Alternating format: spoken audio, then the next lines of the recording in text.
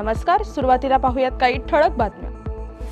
महिलांच्या सुरक्षेसाठी स्वारगेट बस स्थानकावर अतिरिक्त यंत्रणा राबवणार, मंत्री माधुरी मिसाळ यांचं वक्तव्य. मुलांवर पालकांनी प्रबोधन करून संस्कार करणे गरजेचे, मंत्री नरहरी झिरवाळ यांचं वक्तव्य. गोंदियातील मनोहर सागर धरणाचे दार उघडले, शिवसेनेच्या आंदोलनाला यश, शेतकरी आनंदित. आणि नीरा उजव्या कालव्याचे हक्काचे पाणी सांगोला आणि माळशिरसला देणे चुकीचे, माजी सभापती रामराजे नाईक निंबाळकर यांची प्रतिक्रिया. नमस्कार, मी इंदिरा. बातमीपत्रात आपलं स्वागत. आता पाहूयात बातम्या विस्ताराने. राज्यमंत्री माधुरी मिसाळ यांनी त्यांच्या पर्वती मतदारसंघात येणाऱ्या स्वारगेट बस स्थानकाचा आढावा घेतलाय. मिसाळ यांनी आज स्वारगेट बस स्थानकाला भेट देऊन महिला सुरक्षेसंदर्भात अधिकाऱ्यांना सूचना केल्यात.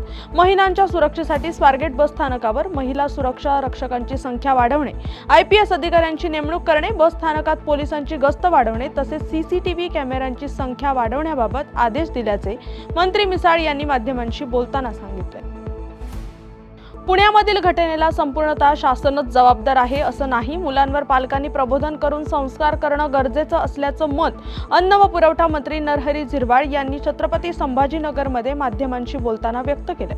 कुटुंबातील प्रत्येकानं आपल्या मुलांना बऱ्या वाईट गोष्टींची कल्पना दिल्यास मुलं कोणतंही वाईट काम करणार नाहीत असं मत व्यक्त करताना मंत्री झिरवाळ यांनी पुण्यातील घटनेवरून पोलीस दलातील रिक्त जागांवर बोट ठेवलंय. एक आहे, सगळ्याच गोष्टी शासनानंच किंवा शासनच जबाबदार आहे असं नाही, तर आपण सगळेजण मिळून आजची जी काही पिढी ज्या पद्धतीनं वागते त्याला प्रबोधनाची गरज आहे. प्रत्येकानं मग मुलं असतील किंवा दोस्त असतील, नातेवाईक वगैरे सगळ्यांनी मिळून सगळ्यांच्या, मग उद्या माझाही मुलगा असेल तर माझाही प्रेशर त्याच्यावर असणं हे गरजेचं आहे. सुरक्षेच्या दृष्टीनं जे परमानसी ज्या पद्धतीनं यंत्रणा पाहिजे ती कमी पडते हेही मान्य आहे. ती तात्काळ भरण्याच्या संदर्भात शासनाने कार्यवाही करण्याची गरज आहे. परंतु महाराष्ट्रातलं तुमचं पोलीस दल हे तसं अतिशय तत्परतेनं काम करतं. एखादी घटना जरी घडली असेल तर ती कधीच अशी नाही की बाबा त्याचा तपास झाला नाही किंवा त्याला शासन सजा झाली नाही, असं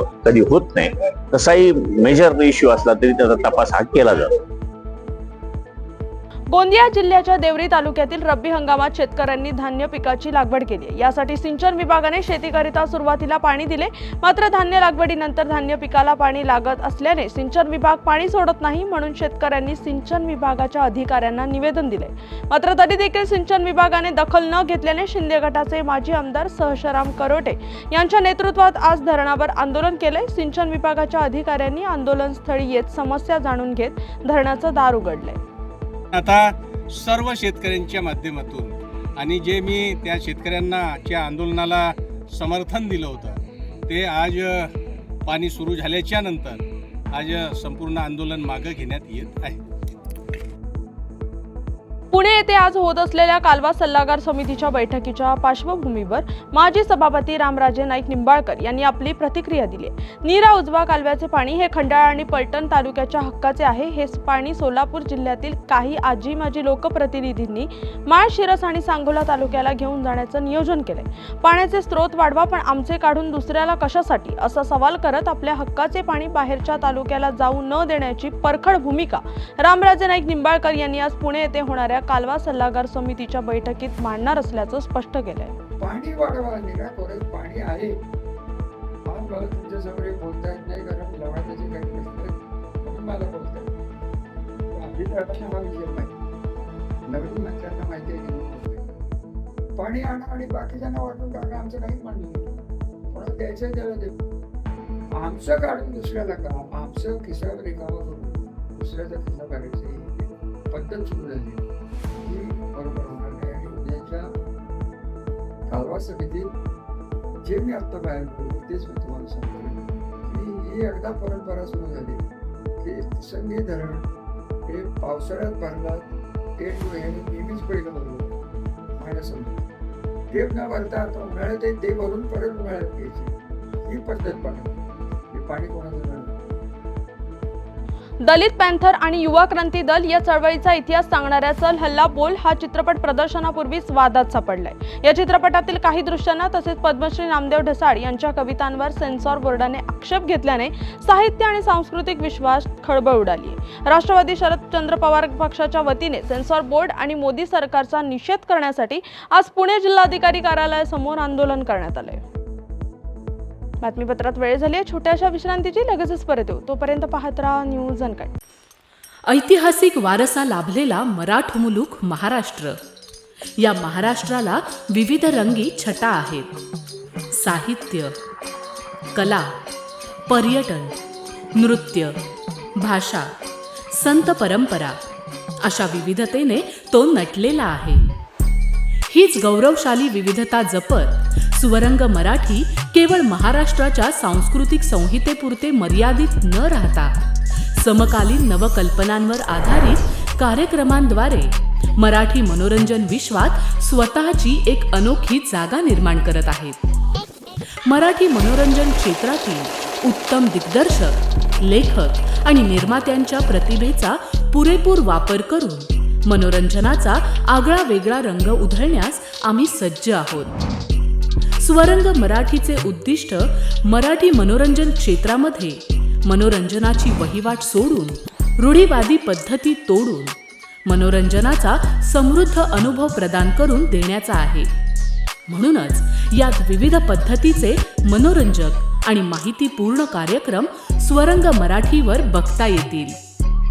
शेवटी एकच, धकाधकीच्या जीवनात धांगडधिंगा करण्यापेक्षा बसूया, हसूया, गाऊया, जगूया। नाती गोती श्रावण मोती गावामधले जीवंत रंग। नाती गोती श्रावण मोती गावामधले जीवंत रंग। चला जोडूया, चला पाहूया, जशी संस्कृती तसा स्वरंग। बातमीपत्रात पुन्हा एकदा स्वागत। आता पाहूयात उर्वरित काही महत्त्वाच्या घडामोडी। सातारा शहरातील अजिंक्यतारा किल्ल्यालगत असणाऱ्या 4 भिंती परिसरातील कॉलनीची आज सार्वजनिक बांधकाम मंत्री शिवेंद्रराजे भोसले यांच्या पत्नी वेदांतिका राजे भोसले यांनी पाहणी केली आहे। या परिसरात होणाऱ्या अस्वच्छतेबाबत नगरपालिकेकडे होणाऱ्या तक्रारीची दखल घेतली जात नसल्यामुळे त्यांनी आज स्वतः या ठिकाणी जाऊन नागरिकांची भेट घेतली आणि समस्या देखील जाणून घेतल्या। यावेळी नगरपालिकेतील आरोग्य विभागाच्या अधिकाऱ्यांची चांगलीच झाडाझडती घेऊन या परिसरातील समस्या मार्गी लावण्याच्या सूचना त्यांनी केल्या। आज पाहणी करते असं नाहीये। हे 4 महिन्यापूर्वी मला इथल्या महिलांनी सांगितलं होतं की वर जी सोसायटी आहे हरिजन गिरिजन सोसायटी, त्यांचं जे सांडपाणी आहे ते ओढ्यानी खाली येतं आणि त्याच्यात म्हणजे लोकांच्या घरात ते घुसतं। जवळजवळ 8-10 वर्ष झाले नगरपालिकेला हे सांगून पण त्याच्यावर काहीही कारवाई झालेली नव्हती। त्याच्यानंतर बापट साहेब मला म्हटले की त्याची कारवाई आम्ही करतोय, तिथं आम्ही पूर्ण बंदिस्त बांधकाम करतोय। त्याच्यावर त्यांचं म्हणजे नागरिकांचं असंही म्हणणं होतं की ते लोक कचरा टाकतात, घाण टाकतात, वारंवार सांगून पण ते उचलला जात नाही। म्हणून आज त्यांच्या सांगण्यावरून त्यांच्या सांगण्यावरून मी आज आली आहे। ते खरंच तशी परिस्थिती आहे का बघायला, आणि खरंच ती परिस्थिती आहे म्हणजे त्यांचं सांडपाणी ह्या लोकांच्या घरात जाऊन त्यांनी का सोसावं। गुजरात राज्यात धुळे मार्गे बेकायदेशीरपणे होणारी देशी विदेशी दारूची वाहतूक विसरवाडी पोलिसांनी रोखली आहे। मिळालेल्या गुप्त माहितीवरून विसरवाडी ठाण्याचे सहाय्यक पोलीस निरीक्षक नरेंद्र साबळे यांच्या पथकाने खांडबारा डोगेगाव रस्त्यावर सापळा रचत 4चाकी वाहन ताब्यात घेतलं। मात्र कारवाई दरम्यान चालक वाहन सोडून पळून गेला असून वाहनात विदेशी दारूचे बॉक्स मिळून आले। यावेळी एकूण 10,80,000 रुपये किमतीचा मुद्देमाल हस्तगत करण्यात आला। पोलीस अधीक्षक, मनपा आयुक्त, मुख्य वन संरक्षक आणि तत्सम मोठ्या अधिकाऱ्यांच्या शासकीय निवासस्थानाहून यापूर्वी चंदनाच्या झाडांची चोरी झाली।